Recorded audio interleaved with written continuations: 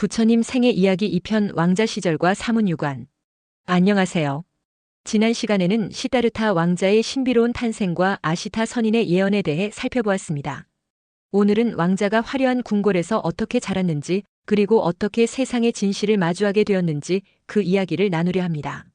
시다르타 왕자는 이모인 마하파자파티의 극진한 보살핌 속에서 자랐습니다. 마하파자파티는 언니인 마야 부인을 대신하여 왕자를 친자식보다 더 사랑하며 키웠습니다. 왕자는 건강하게 자랐고 어릴 때부터 남다른 모습을 보였습니다. 다른 아이들보다 총명했고 눈빛은 깊고 맑았습니다.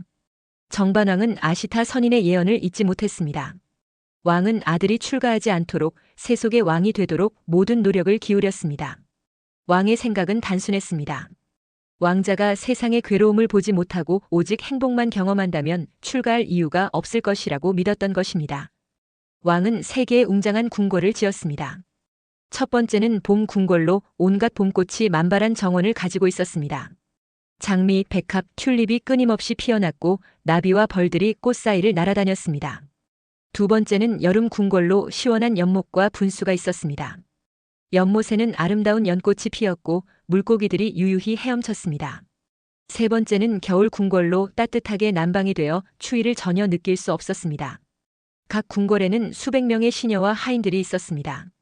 왕자가 원하는 것은 무엇이든 즉시 이루어졌습니다. 최고의 음식, 최고의 옷, 최고의 향수가 준비되었습니다. 궁중 악사들은 아름다운 음악을 연주했고 무용수들은 우아한 춤을 추었습니다. 왕자는 말 그대로 지상 낙원에서 살았습니다. 하지만 정반왕의 가장 중요한 명령은 따로 있었습니다. 왕자에게 절대로 늙음, 병들, 죽음을 보여서는 안 된다. 이것은 매우 엄격한 규칙이었습니다. 궁궐에서 일하는 모든 사람들은 젊고 건강해야 했습니다. 만약 누군가 나이가 들어 백발이 생기거나 주름이 생기면 즉시 왕자의 시야에서 멀리 보내졌습니다. 병든 사람도 마찬가지였습니다. 정원의 꽃도 시들기 전에 새 꽃으로 교체되었습니다. 죽은 새나 벌레도 왕자가 보기 전에 치워졌습니다. 시다르타 왕자는 이런 환경에서 자라며 최고의 교육을 받았습니다. 당시 인도 왕자들이 배워야 할 모든 것을 배웠습니다. 우선 문자와 언어를 배웠습니다. 산스크리트어는 물론이고 여러 지방의 언어들도 배웠습니다. 수학과 천문학도 공부했습니다. 별자리를 읽고 계절의 변화를 이해했습니다. 또한 무예도 익혔습니다. 활쏘기, 검술, 말타기, 전차 몰기 등 전쟁에 필요한 모든 기술을 배웠습니다. 시다르타는 이 모든 분야에서 뛰어난 재능을 보였습니다. 특히 활쏘기에서는 타의 추종을 불허했습니다. 멀리 있는 작은 관역도 정확히 맞췄고 때로는 한 발의 화살로 여러 관역을 관통하기도 했습니다. 왕자는 또한 음악과 예술도 배웠습니다. 비나라는 악기를 연주했고 시를 짓기도 했습니다. 철학과 논리학도 공부했습니다. 당시 인도에는 다양한 사상가들이 있었고 왕자는 그들의 가르침을 배웠습니다. 브라만교의 경전인 베다도 공부했고 여러 철학 학파의 이론들도 익혔습니다. 시다르타가 16살이 되었을 때 정반왕은 아들의 결혼을 서둘렀습니다. 결혼을 하고 가정을 꾸리면 출가할 생각을 하지 않을 것이라고 믿었던 것입니다. 왕은 이웃나라의 공주들 중에서 가장 아름답고 현명한 여인을 찾았습니다. 왕자의 결혼 상대를 정하기 위해 큰 무예 대회가 열렸습니다. 여러 나라의 공주들이 모였고 그중 야소다라 공주가 시다르타의 눈에 들었습니다. 야소다라는 뛰어난 미모뿐만 아니라 지혜롭고 덕이 높은 여인이었습니다. 하지만 야소다라의 아버지는 딸의 남편감이 진정으로 뛰어난 인물인지 시험하고 싶어 했습니다. 그래서 무예 대회가 열렸습니다. 활쏘기, 검술, 말타기, 씨름 등 다양한 종목이 있었습니다. 많은 왕자들이 참여했지만 시다르타는 모든 종목에서 압도적인 실력을 보였습니다. 특히 활쏘기 대회에서는 놀라운 장면이 벌어졌습니다.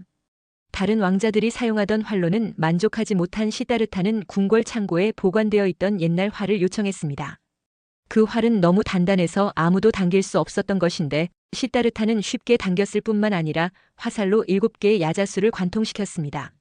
이렇게 시다르타는 야소다라와 결혼했습니다. 결혼식은 화려했고 두 사람은 서로를 사랑했습니다. 야소다라는 현명하고 자상한 아내였습니다. 정반왕은 안도했습니다. 이제 아들이 출가할 일은 없을 것이라고 생각했습니다. 하지만 시다르타의 마음속에는 점점 의문이 자라나고 있었습니다. 왕자는 궁궐의 화려함 속에서도 알 수 없는 공허함을 느꼈습니다. 모든 것이 완벽했지만 뭔가 중요한 것이 빠져 있는 것 같았습니다. 밤이면 궁궐의 옥상에 올라가 별을 바라보며 생각에 잠겼습니다. 이 삶이 전부일까? 이 행복은 진짜일까? 뭔가 더 깊은 의미가 있지 않을까? 왕자는 20대 후반이 되어 있었습니다. 결혼한 지도 여러 해가 흘렀습니다. 어느 날 시다르타는 아버지에게 청했습니다. 아버지, 저는 백성들이 사는 성 밖을 보고 싶습니다. 이 궁궐 밖의 세상이 어떤지 궁금합니다. 정반왕은 깜짝 놀랐습니다. 하지만 아들의 청을 거절할 수 없었습니다. 왕은 조건을 달았습니다. 좋다. 하지만 내가 준비한 대로만 나가야 한다. 왕은 즉시 신하들에게 명령을 내렸습니다. 왕자가 지나갈 길을 깨끗이 치워라. 늙은 사람, 병든 사람, 가난한 사람을 모두 보이지 않게 하라. 왕자는 오직 젊고 건강하고 행복한 모습만 보아야 한다. 며칠 후 첫 번째 외출이 준비되었습니다. 화려하게 장식된 마차가 준비되었고 왕자의 마부이자 친구인 찬나가 마차를 몰았습니다. 찬나는 어릴 때부터 왕자와 함께 자란 충직한 친구였습니다. 길거리는 깨끗이 청소되었고 백성들은 새 옷을 입고 꽃을 들고 나와 왕자를 환영했습니다. 모두가 웃고 있었고 음악이 울려 퍼졌습니다. 시다르타는 마차를 타고 거리를 둘러보았습니다. 모든 것이 아름다워 보였습니다. 역시 세상은 아름답구나라고 생각하려는 순간이었습니다. 갑자기 길 한쪽에서 한 늙은 노인이 비틀거리며 나타났습니다. 등은 굽었고 머리는 새하얗게 새었으며 온몸이 떨리고 있었습니다. 지팡이의 의지에 겨우 걸어가고 있었습니다. 정반왕의 신하들이 아무리 조심했어도 완벽할 수는 없었습니다. 이 노인은 길을 잘못 들어선 것이었습니다. 시다르타는 처음 보는 광경에 충격을 받았습니다. 찬나, 저 사람은 왜 저렇게 생겼지? 저것은 병인가? 찬나는 당황했지만 거짓말을 할 수 없었습니다. 왕자님, 저것은 병이 아닙니다. 저것은 늙음입니다. 모든 사람은 시간이 지나면 저렇게 됩니다. 젊음은 영원하지 않습니다. 왕자님도 저도 모든 사람이 언젠가는 저렇게 늙게 됩니다. 시다르타는 말을 잃었습니다. 나도? 너도? 모든 사람이? 찬나가 고개를 끄덕였습니다. 왕자는 깊은 충격에 빠졌습니다. 이제껏 자신이 본 모든 사람들이 젊고 아름다웠던 것은 거짓이었습니다. 진실은 감춰져 있었던 것입니다.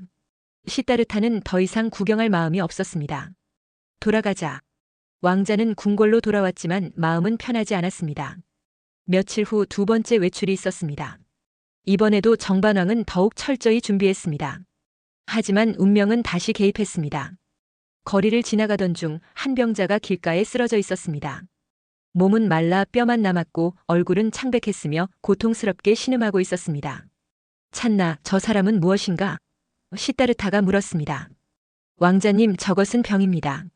몸이 아파서 고통받고 있는 것입니다. 병은 누구에게나 올 수 있는가? 네, 왕자님. 부자든 가난한 자든 왕이든 백성이든 누구도 병으로부터 자유로울 수 없습니다. 시다르타는 또 한 번 충격을 받았습니다. 건강이 영원하지 않다는 것을 알게 된 것입니다. 아무리 젊고 강해도 언제든 병에 걸릴 수 있었습니다. 왕자는 다시 궁궐로 돌아왔습니다. 세 번째 외출에서 시다르타는 더욱 충격적인 광경을 목격했습니다. 장례 행렬이었습니다. 사람들이 시신을 들것에 싣고 가고 있었고 그 뒤를 유족들이 슬피 울며 따라가고 있었습니다.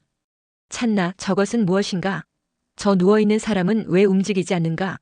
찬나는 무거운 마음으로 대답했습니다. 왕자님, 저 사람은 죽었습니다. 더 이상 숨을 쉬지 않고 볼 수도 듣지도 못합니다. 모든 생명은 언젠가 끝이 납니다. 이것을 죽음이라고 합니다. 나도 죽는가? 네, 왕자님. 저도 왕자님도 모든 생명체는 언젠가 죽습니다. 이것은 피할 수 없는 자연의 법칙입니다. 시다르타는 깊은 절망에 빠졌습니다. 궁궐로 돌아온 후에도 마음의 평화를 찾을 수 없었습니다. 화려한 궁궐도 아름다운 음악도 맛있는 음식도 이제는 공허하게 느껴졌습니다. 모든 것이 일시적이고 덧없는 것이었습니다.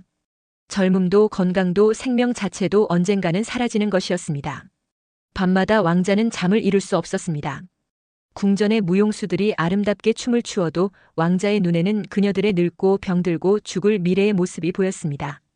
사랑하는 아내 야소다라를 보아도 언젠가는 이별해야 한다는 생각이 들었습니다. 모든 것이 무상했습니다. 정반왕은 아들의 변화를 알아차렸습니다. 왕자는 점점 더 말이 없어졌고 생각에 잠겨 있었습니다.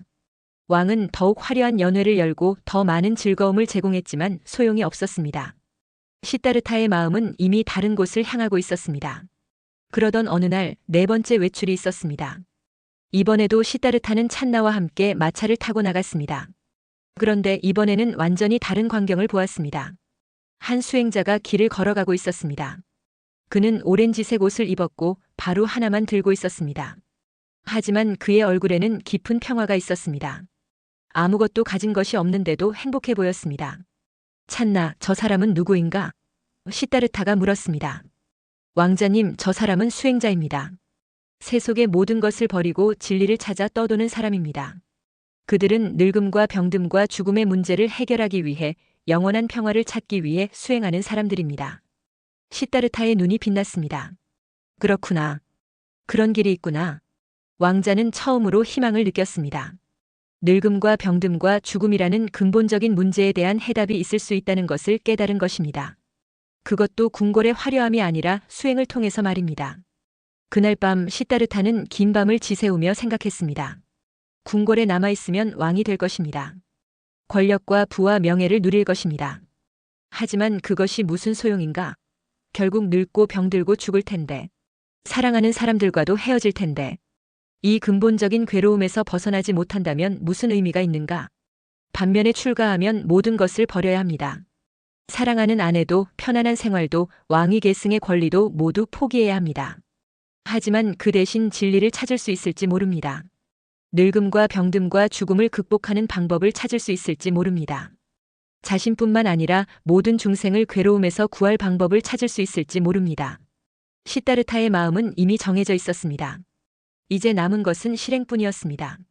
왕자는 29세가 되어 있었습니다. 바로 그때 야소다라가 아들을 낳았습니다. 아들의 이름은 라훌라 속박이라는 뜻이었습니다. 보통이라면 기뻐할 일이었지만 시다르타에게는 출가를 결심하는 계기가 되었습니다.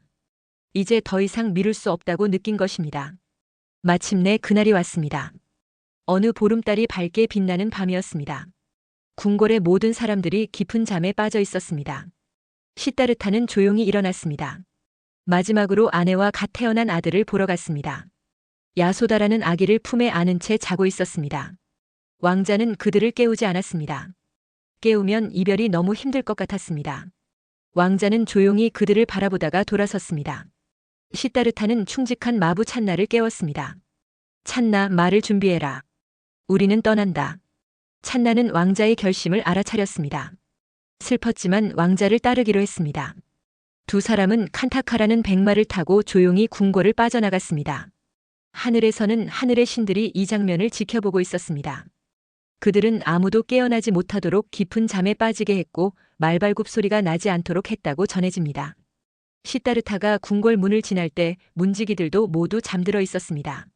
이렇게 시다르타 왕자는 모든 것을 버리고 진리를 찾아 떠났습니다. 화려한 궁궐, 사랑하는 가족, 왕위 계승의 권리, 모든 것을 뒤로 한 채 말입니다. 이것을 대출가, 위대한 출가라고 부릅니다. 이 결단이 없었다면 부처님도 없었을 것이고 불교도 없었을 것입니다.